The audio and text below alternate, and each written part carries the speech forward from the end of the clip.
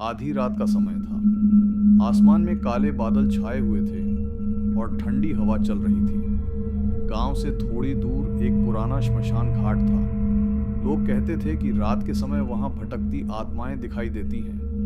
गांव में रोहन नाम का एक लड़का रहता था। उसे भूत प्रेत की बातों पर बिल्कुल विश्वास नहीं था।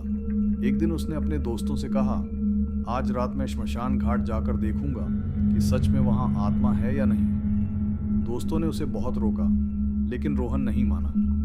रात के ठीक 12 बजे रोहन टॉर्च लेकर श्मशान घाट पहुंच गया। चारों तरफ गहरा सन्नाटा था।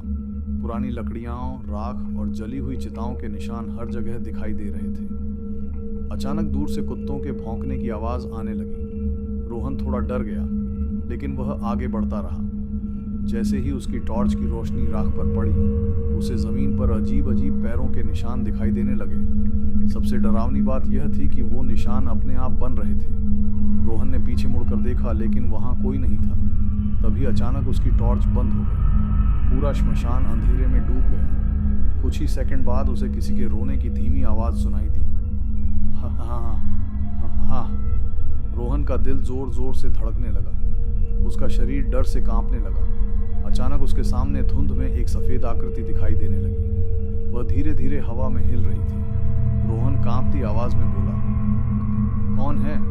तभी एक भारी और डरावनी आवाज गूंजी, यह जगह जिंदा लोगों के लिए नहीं है। रोहन के हाथ से टॉर्च गिर गई। वह डर के मारे भागने लगा, लेकिन उसे लगा जैसे कोई उसके पीछे पीछे चल रहा है। अचानक वही आवाज फिर सुनाई दी, अब तुम यहाँ आ चुके हो, वापस नहीं जा पाओगे।